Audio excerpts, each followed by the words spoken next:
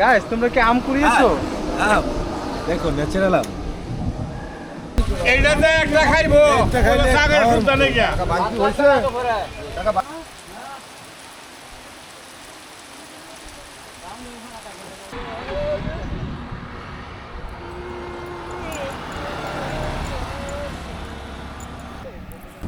Hey everyone, assalamu alaikum. This is Ridoy and welcome there. Hope you guys are doing fine. তো আবারও চলে আসলাম অনেক দিন পর আরও একটি নতুন মোটো ব্লগ নিয়ে। আর দীর্ঘদিন যাবৎ চ্যানেলে নতুন কোনো মোটো ব্লগ আপলোড দেওয়া হয় না, আর এর পিছনে অনেক কারণ রয়েছে যা আজকে আপনাদের সাথে আমি শেয়ার করব। আর আজকে সাথে আছে বন্ধু নাজমুল, আমান এবং খুরশেদ। আর আমরা যাচ্ছি কাপাসিয়ার লিচু বাগানে লিচু খাওয়ার জন্য। দেখা যাক লিচু পাই কিনা আজকে। আর আজকে একটু সকাল সকালে বের হয়ে পড়েছি, বাট বের হওয়ার পর থেকেই ওয়েদারটা কেমন যেন একটু মেঘলা হয়ে আসছে এবং মনে হচ্ছে যে কোনো সময় বৃষ্টি চলে আসতে পারে। তো আমরা কিন্তু রওনা করেছি আরও 20-25 মিনিট আগে এবং অলরেডি আমরা জয়দেবপুর পার হয়ে আমরা জয়দেবপুর দিয়ে ইটাখলার যে রাস্তাটি আছে সেটি দিয়ে ঢুকে পড়েছি এবং এটি দিয়ে আমাদেরকে সোজা যেতে হবে। তো যাওয়ার পথেই বন্ধু নাজমুল বলল হি ইজ ফিলিং হালকা হাংরি। তো তাই আমরা বাইকগুলো পার্কিং করে দেখলাম আশেপাশে কী আছে খাওয়ার জন্য। দেখলাম যে এক আঙ্কেল কলা নিয়ে আসছে, তো ভাবলাম যে আমরা কলা খাবো। আর বন্ধু নাজমুল চলে আসলো দই খাওয়ার জন্য। তো কলা খেলাম, আমরা রুটি খাইলাম, দেন আমরা হোটেলে আসলাম দই খাওয়ার জন্য এবং দইও খাইলাম। দইটাও মোটামুটি ভালোই ছিল। দেন আমরা খাওয়া দাওয়ার পর্ব শেষ করে আবারও আমরা রওনা করলাম আমাদের গন্তব্যের দিকে। আমরাও আগাচ্ছি এবং মনে হচ্ছে বৃষ্টিও পাল্লা দিয়ে আমাদের সাথে সাথে আগাচ্ছে, যে কোনো সময় বৃষ্টি নেমে যেতে পারে। তো দেখা যাক কি হয় এবং আমরা চেষ্টা করছি বৃষ্টি আসার আগে আগে যেন চলে যেতে পারি কাপাসিয়ার সেই লিচু বাগানে।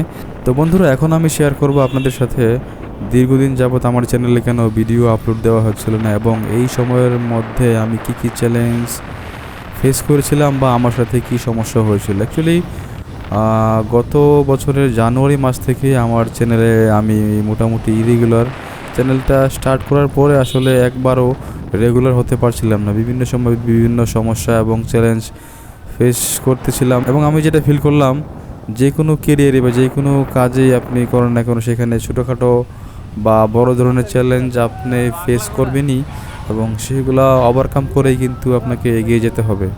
আর আমি আমার মোটোব্লগ জার্নিটা শুরু করার পর থেকেই কিন্তু একটার পর একটা বিভিন্ন ধরনের চ্যালেঞ্জ ফেস করেই আসছি।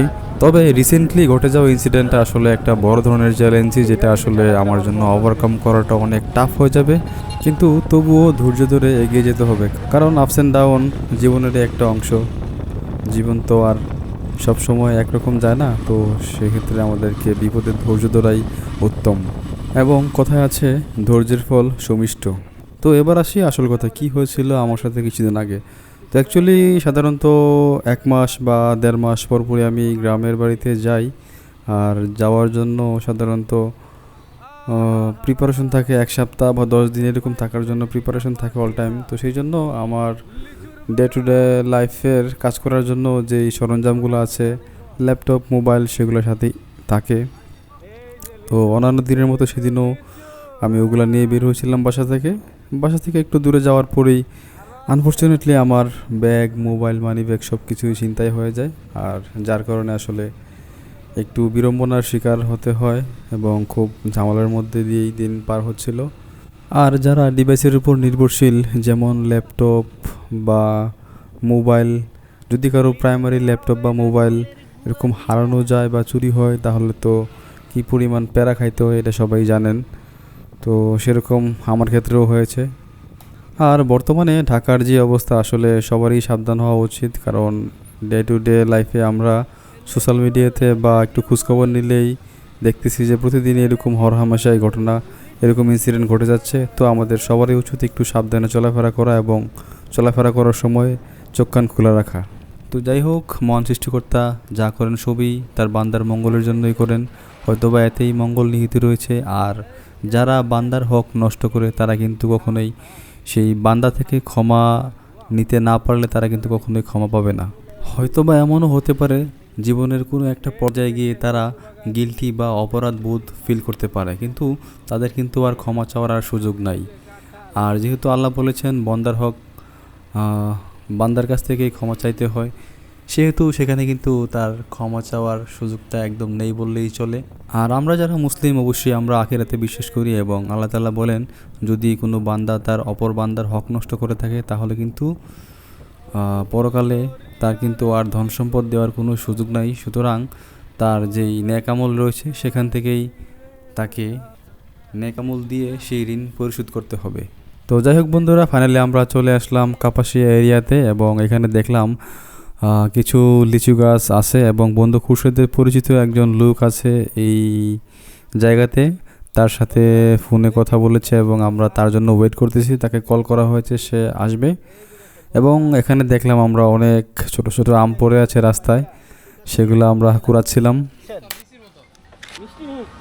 দেখেন কত আম, এই যে আম আম আম আম কত খাবেন আম, এই বিচি আম, এইগুলা বিচি আম। এই এক চাচা নিচ্ছে, চাচার মাশাআল্লাহ ব্যাগ পুরো হয়ে গেছে। দৌড়ে নিতে এই ঠেড়া পড়তেছে রে। হ্যাঁ ও লেসু গাড়িটা তুই রাখছে না। এ খুরশাদ বন্ধু, তুমি লেসু গাড়ি তুমি টাকা দিয়ে যাও, তোমার এটা নাহলে গুণ হইব। তুমি আর একজনের কিনা লেসু খাইছো।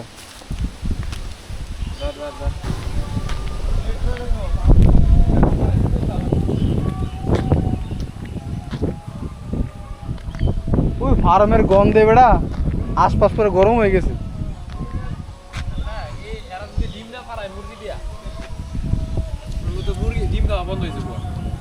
আমি তো এটাই কই, আমি তো কইতেছি যে এই গন্ধ কইতে আইতেছে, আশেপাশে ফার্ম দেই না, এখন না দেখলাম।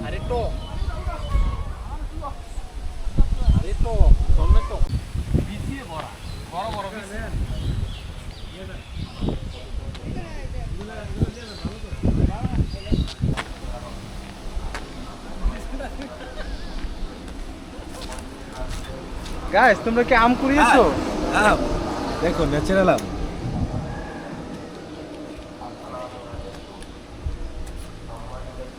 বাহ, এখানে সুন্দর কাঁঠালও আছে।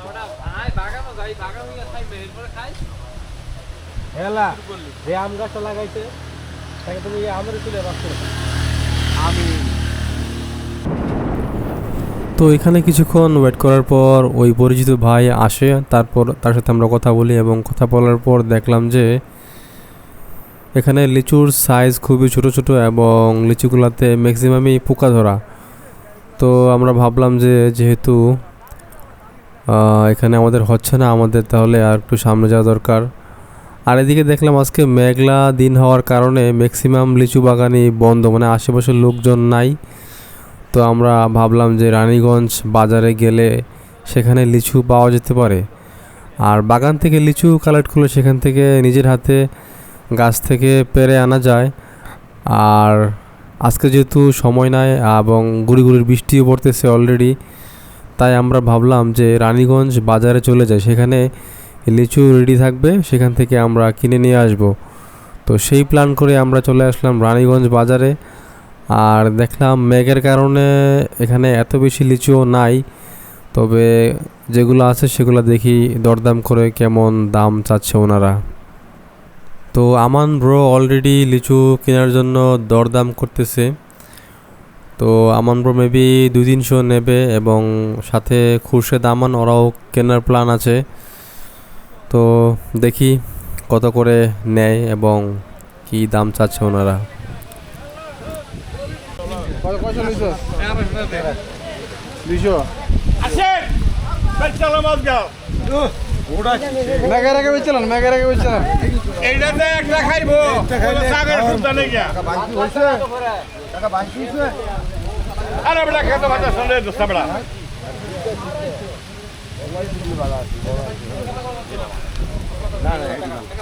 তো আমান ব্রো এখান থেকে অলরেডি কিনে নিয়েছে 200 লিচু, আর তারপর পুরি নেমে গেল তুমুল বৃষ্টি। আর আমরা এখানে ওয়েট করতেছিলাম বৃষ্টি কখন থামবে, এবং বেলাও বেশি নাই, বেলাও ফুরিয়ে যাচ্ছে। আমরা অবশ্য আসছিলাম একটু বিকাল করেই, তো আমাদের আবার ব্যাক করতে হবে। আর যেহেতু বৃষ্টি নেমে গিয়েছে, রাস্তাঘাট একটু কাদা থাকবে, ব্যাক করতে হবে আমাদেরকে একটু টাইম থাকতেই। তো অলরেডি বৃষ্টি কমে গিয়েছে, মোটামুটি একটা গ্যাপ পাইলাম আমরা। এখন দেখি বন্ধু নাজমুল এবং খুরশেদ এখান থেকে লিচু কেনার প্ল্যান করতেছে। তো দেন এখান থেকে লিচু কিনে আমরা ডিরেক্ট ব্যাক করব। আর কোনো জায়গাতে আমরা লেট করতে যাচ্ছি না, বিকজ দেরি হয়ে গেলে ব্যাক করতে সমস্যা হবে। আর বন্ধুরা, এই রানীগঞ্জ বাজারটি কিন্তু একটা বিশাল বড় বট গাছের নিচে। আপনাদেরকে দেখাচ্ছি সেই বট গাছটি। বট গাছটির কারণে কিন্তু এই জায়গাটা বেশ সুন্দর লাগে এবং বট গাছের নিচে কিন্তু একটা ছায়া পড়ে, এই ছায়ার নিচেই কিন্তু বাজারটি বসে। তো আমাদের লিচু কেনা শেষ, আমরা বাসার দিকে অলরেডি রওনা করে ফেললাম। আর আজকের ভিডিওটি এখানেই শেষ হচ্ছে, দেখা হচ্ছে পরবর্তী ভিডিওতে। ততক্ষণ পর্যন্ত সবাই ভালো থাকবেন, সুস্থ থাকবেন, আল্লাহ হাফেজ।